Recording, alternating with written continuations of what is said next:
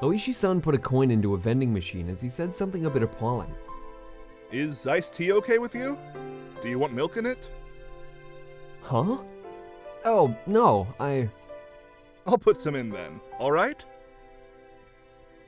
Here you are. He handed me a cup of tea, filled to the brim with ice, as I looked on absent-mindedly. I don't think I'm obligated to have a guy like this buy me a drink, but he did get it for me, so I'll thank him. Was Oishi-san just killing time? We didn't know each other well, but he still engaged me in conversation about all sorts of dumb things. When I thought back to how I talked with Shion, this seemed like a total disaster. Maibara-san, how much do you know about Sonozaki-san? Other than what I heard just now, nothing. Until then, I hadn't known anything about either Mion or Shion, other than the fact that they were interesting. I really did only just learn that she was the daughter of some prestigious family. The Sonozakis are a syndicate with this entire region under their thumb. Incidentally, her father is a high-ranked executive in a syndicate association that's well known, even in the Kanto region. Did you know that? What? An executive? Have you ever seen where Shion-san lives? It's the very picture of a gang boss's house, protected by high walls, barbed wire fence, and security cameras. If you have the chance, you should go and visit her. She'd mentioned Mion being a successor, but to a crime syndicate? No. Not at all, not at all. A boring old syndicate isn't the only thing Mion Sonozaki-san will inherit. She's inheriting the Sonozaki family itself. I'll leave it to you to mull over what exactly that means. Oishi-san had spoken lightly about all this from start to finish, but what he was saying wasn't light in the least. It was abrupt and unbelievable. If Mion-san wanted to, she could kill someone in the middle of the street and still cover it up. Not only would witnesses not show up, but she'd put pressure on the police, too. Mion would never kill someone. She wouldn't. I'm just speaking hypothetically. Your name. It was Oishi-san, right? Yes, that's right. Then Oishi-san. Whatever family Mion comes from, doesn't change the fact that she's the best friend I could ever have, and I'm proud of that. I don't appreciate people speaking ill of her. I let my quiet anger show through in my gaze as I stared at him. Of course, I could never seem to tell what he's thinking, so I didn't know if it had any effect. Then let me be frank. If Mion-san was suspected of a handful of incidents, what would you think? Suspected? Incidents? You can't just say terrible stuff like that on a whim. Then it would be a misunderstanding, of course. Mion may say some dangerous things, but she's not the kind of person who would do something so awful. Maibara-san, keep your voice down. We're in a library. Oishi-san shushed me, but in a state of heightened excitement as I was, I wouldn't be calm so easily. Please, calm down. As I said before, the Sonozaki family holds a lot of power in this region, for better or worse. So if anything happens, they would immediately be suspect. I'd appreciate it if you understood that. Well, I know what Oishi-san's trying to say. Combining it with what Shion told me before, the Sonozaki family is huge and controls everything from Hinamizawa to Okinomiya. Mion, meanwhile, is its successor, who apparently holds strong influence over the entire family. Still, that's all? That's the only reason they're suspecting her? I'm just doing my job here. Not to doubt Mion-san of anything, but to clear up suspicions surrounding her. Please, think of it like that. He could talk a dog out of a meat truck.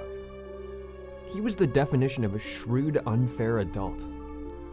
At this point, I began to think that it was no coincidence I'd met him.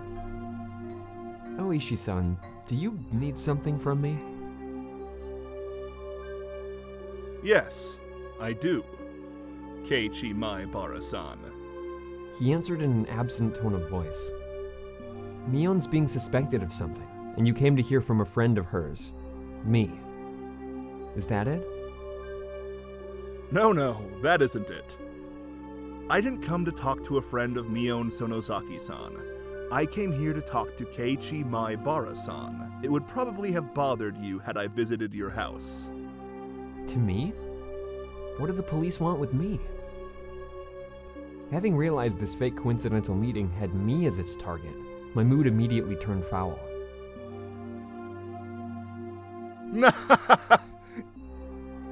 You don't need to be so tense. Calm down and just answer a few questions.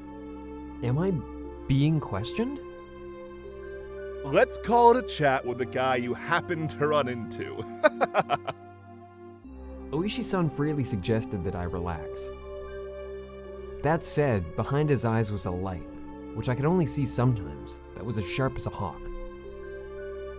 If I tried in vain to run away, he might actually take me in and bring me to an interrogation room or something.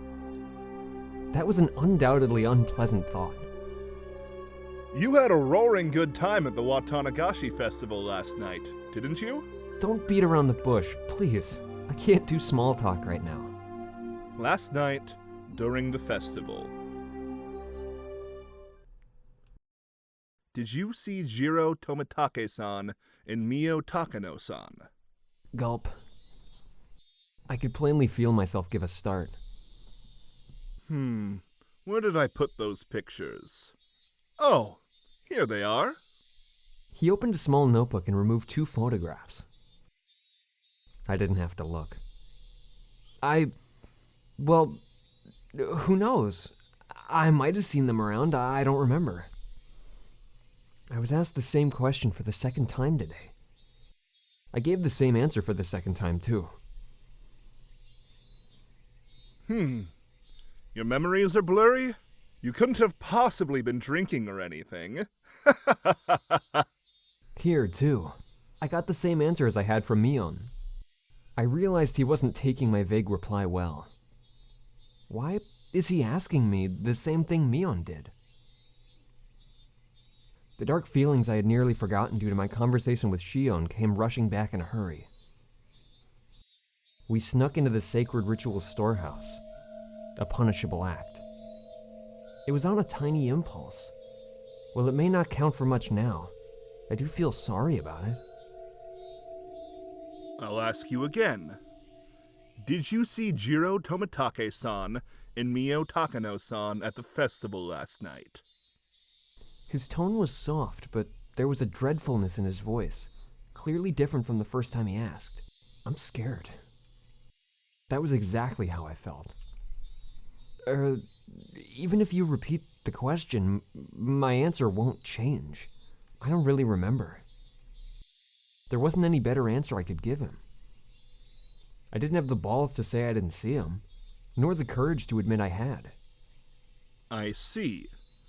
I just thought that maybe I'd get a different answer if I asked a second time. I'm too scared to look Oishi-san in the eyes.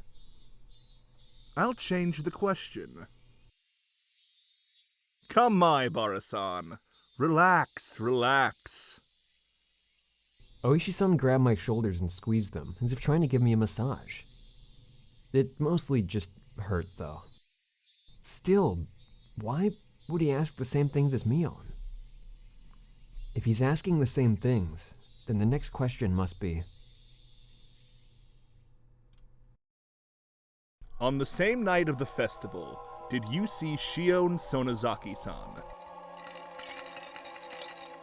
I wonder what the sound was, and when I looked down, I saw that it was the unmelted ice in the cup I was gripping in my hands.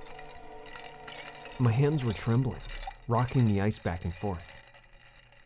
Realizing that, I hastily put the remaining ice in my mouth and crunched down on it. Sorry. I may have seen her, but, well, you know, she looks just like Mion. I might have just mistaken the two.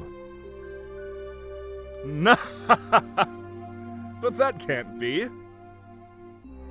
Suddenly, Oishi-san grabbed both my shoulders and hunched down to give me a level stare. This must be what it's like to be a deer in headlights. I want to look away, but I can't. This is the first time I've experienced such a piercing stare. Mion-san and Shion-san wear completely different clothing. You wouldn't mistake the two so easily, I would think, my Bara-san. His voice was harsh. Harsh. The same as when Mion said it. I could feel my heartbeat quickening. When I realized he could feel it through the hands on my shoulders, I got even more scared. Why? Why are Mion and Oishi-san both asking about last night? Was sneaking into that storehouse so bad? Ugh. I shouldn't have let Takano-san talk me into it. Tomitake-san casually said to check it out too, so even Shion, if she hadn't encouraged me... No, I understood. I was the one most at fault here. I shouldn't have let my curiosity get the better of me. I shouldn't have gone into the forbidden storehouse.